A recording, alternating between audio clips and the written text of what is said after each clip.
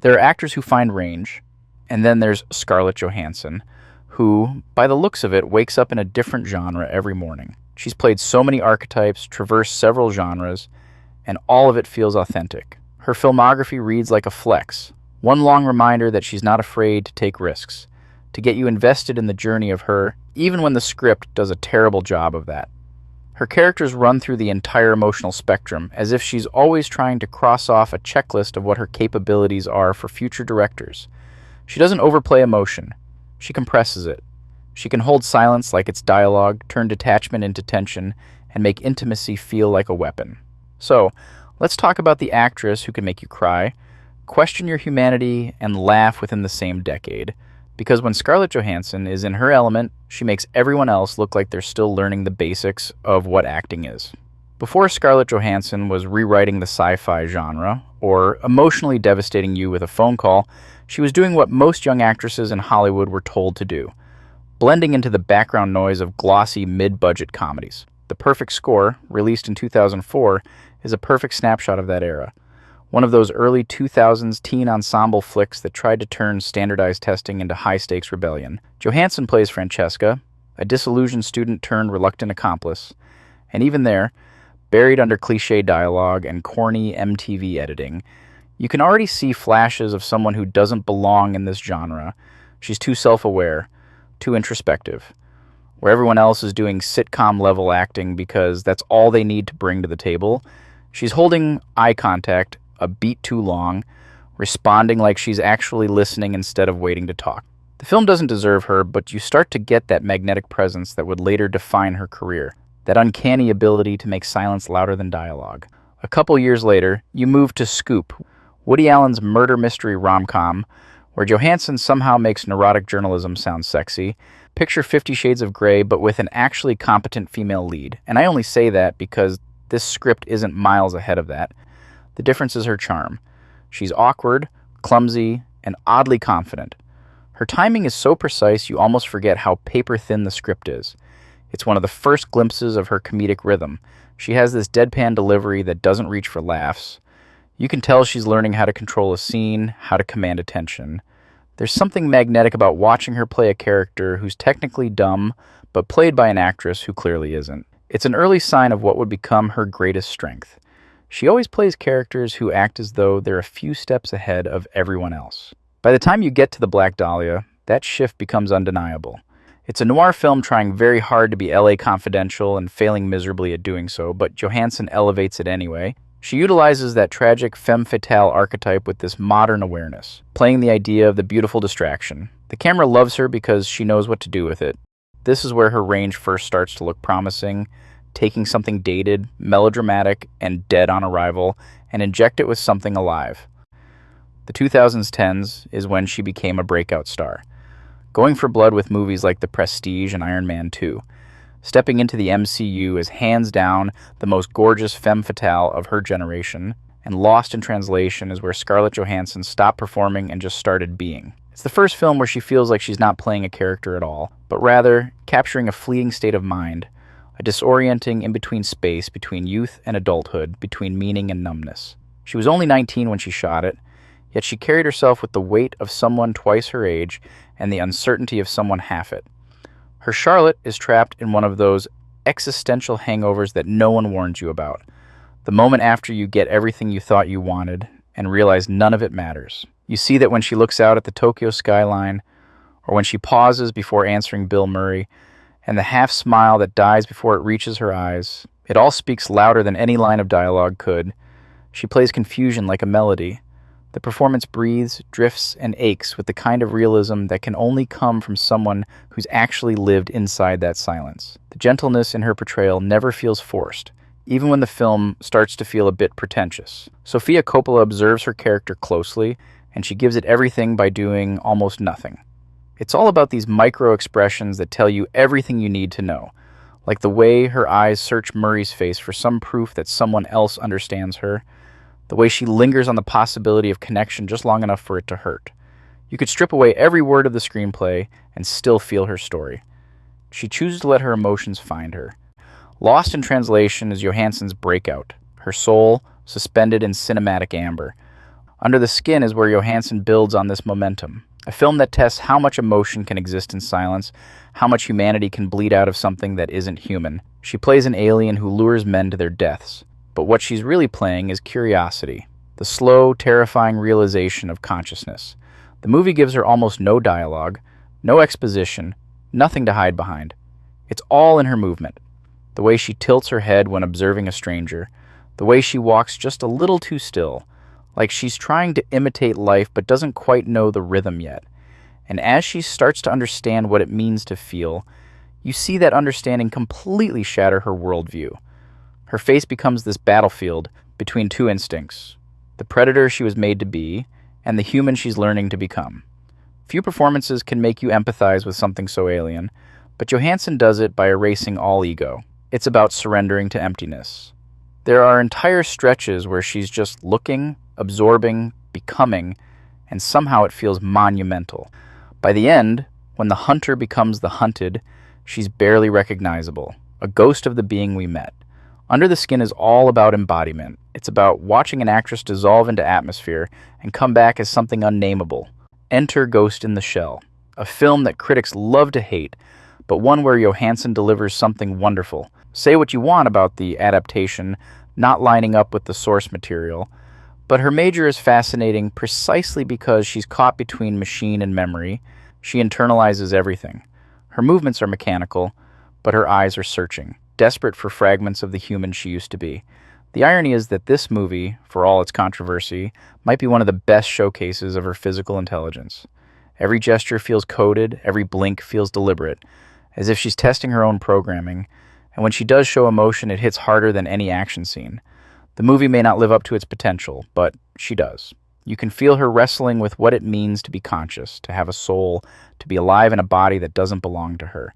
Between Under the Skin and Ghost in the Shell, she basically gave us two sides of the same existential coin. One creature discovering what it means to be human, the other realizing she might never truly be one again. I'd have loved to see what she would have done with something like Alita: Battle Angel. When you trace Black Widow's arc across the MCU films, you realize she's one of the MCU's few characters who actually feels like she exists between the battles. Johansson plays Natasha Romanoff as someone constantly caught between control and collapse, the spy who never stops acting, never stops covering her tracks, even when she's around people she trusts. Her introduction in Iron Man 2 is unforgettable, and not just for the reasons you think, but because Johansson turns seduction into subterfuge. She reads the room before she enters it, knows what men like Stark expect from her, and uses that to her advantage. That duality, the weaponization of femininity, becomes her foundation. By the time we reach the Avengers, she's evolved from an accessory in someone else's story to the film's emotional center. The interrogation scene with Loki is still one of the best examples of control evolving vulnerability. At first she's confident and commanding, then she's faced with something she's never encountered up until that point. By the end, she's breaking, trembling at every insult, until you realize she's still got a trick up her sleeve. That's Natasha in a nutshell. She makes you underestimate her, then dismantles you while you're still trying to figure out who she really is. I'd really recommend everyone go rewatch that scene because I haven't done it justice at all in this video. If you ever want to see what a compelling interrogation between two well-established characters, then that's my pick. In The Winter Soldier and Age of Ultron, Johansson deepens that duality. Gone is the glossy seductress. In her place, a woman who's weary of all the roles she's had to play, of all the lives she's had to live. In Winter Soldier, she's paired with Cap, the ultimate symbol of honesty, and it's brilliant because he exposes her without even really trying. Her wittiness very quickly turns into self-reflection. She's still dangerous, still deadly, still gorgeous, but she's also human in a way that Marvel rarely allows its women to be, especially nowadays. In Age of Ultron, even though the film's pacing and writing stumble several times, Johansson calls back to her early rom-com and essentially speedruns falling in love with Bruce Banner, but she does it so well that you don't feel like it's forced. Her lullaby with the Hulk, yes, it's become a meme, works because she believes it. She brings the calm to Banner's chaos. As someone who's seen too much violence trying to convince herself peace is still possible, her chemistry with Ruffalo grounds scenes that could have easily been absurd. Bruce's attachment to her character is one of the very few things the MCU nails about the Hulk. Their chemistry makes you want to root for them immediately. and you understand why Bruce cares about her so much. When she admits to being sterilized in the Red Room, Johansson plays it with devastating restraint. No tears, no monologue, just the acceptance of a woman who spent her life being turned into a weapon instead of a person. That's the beauty of her take on Natasha. She doesn't scream strong female character. Even the anti-woke grifters who call out the forced feminism in Marvel movies nowadays all seem to understand that she brings layers of complexity to a well-written character, or at least mostly well-written. Which brings me to Black Widow, the movie that should have been her victory lap. Everyone was screaming from the rooftops back in the day that she deserves her own solo movie, being a founding member of the Avengers, and rightfully so. After a decade of nuance, they finally give her a solo film. After she died, of course. It's unfortunate that her character had to be attached to one of the worst entries in the entire goddamn franchise. I felt it was important to talk about because it's hands down her biggest role in a major blockbuster, but I really, really don't like it. And I know it's not Johansson's fault. She gives the performance of someone desperate to make meaning out of uninspiring dialogue and CGI explosions. There are glimmers of the old Natasha in her interactions with Florence Pugh's Yelena, that older sister sarcasm, that sharp wit wrapped around tenderness, especially when she starts to talk about her childhood when the entire family's all grown up and reunited. You can tell Johansson's trying to anchor the movie in emotional truth, but it's hard when the script keeps her from being anything more than an unofficial superhuman with the amount of damage she tanks in the movie as well as her dogshit strategies to taking down bad guys. But I digress. The tragedy is that Black Widow finally gives us a window into her past. The trauma, the manipulation, the family she lost. But the film doesn't trust her enough to carry it with the same gravity she brought to every ensemble scene before it. Those glimpses of brilliance remind you of the actress who made a spy feel like a survivor, but it's surrounded by noise and garbage visual effects. And the subtlety that once made her great gets buried under the terrible mountain of decisions her character makes throughout the movie. Still, even in her worst written film, yes, including the perfect score, Johansson refuses to be uninteresting. You can sense her fighting for the soul of a character Marvel used to understand. And in that resistance alone, she gives Natasha Romanoff a better send-off than the movie ever could.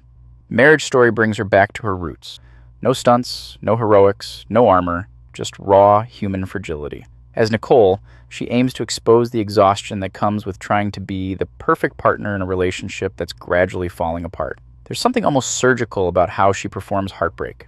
Precise, unflinching, and deeply familiar. That early monologue to Laura Dern's character, where she explains how her marriage eroded over time, is one of the best scenes of her career, and it's one of the most honest pieces of acting in modern cinema. I promise you, I'm not trying to be dramatic for the sake of it. This isn't High Top Films. She doesn't cry for sympathy. She talks through the pain, like someone who's repeated this story too many times just to convince herself it's real. And later, when she finally breaks down in front of Kylo Ren, that argument hits like a truck. It's ugly, it's messy, her voice cracks at all the wrong moments, and that's exactly what makes it brilliant. You can see the years of compromise, of resentment, of buried love flicker across her face in real time. Lastly, there's Lucy, a pseudo-philosophical sci-fi about a woman unlocking 100% of her brain. Johansson elevates it into something hypnotic. I love how she plays the loss of humanity as her mind evolves. Most actors would have leaned into cold omniscience. She chose to lean into disassociation. You can literally watch her consciousness detach from her body over the course of the film. At first, she's terrified, trembling, panicking, clutching her stomach as the drug takes hold. Then slowly, she becomes distant, her voice softening, her movements slowing, the human emotion literally slipping through her fingers as if she's about to record a Chris Stuckman review. Johansson makes Lucy feel like a spiritual horror movie, not about gaining power, but about losing the very thing that made her human. You believe she's transcended, but you also feel the loss in her tone. She's become something vast and unknowable, yet you still miss the woman she was before. The through line of Scarlett Johansson's career is transformation through contrast. She can be sensual without being objectified, stoic without being cold, and vulnerable without losing strength. Not an easy task for an actress whose characters are always involved in challenging circumstances that are beyond their control. Across genres, she's reinvented herself a dozen times. One of the few modern actresses who can shift from blockbuster icon to art house enigma without ever feeling out of place. She brings the same thing to every role, an awareness of the human condition that feels lived in, earned, and deeply personal. She has control, the kind of control that only comes from knowing exactly who you are, even when every role demands you become someone else every single time. It was a wonderful journey watching her filmography, and it makes up for what I have to sit through in the next one.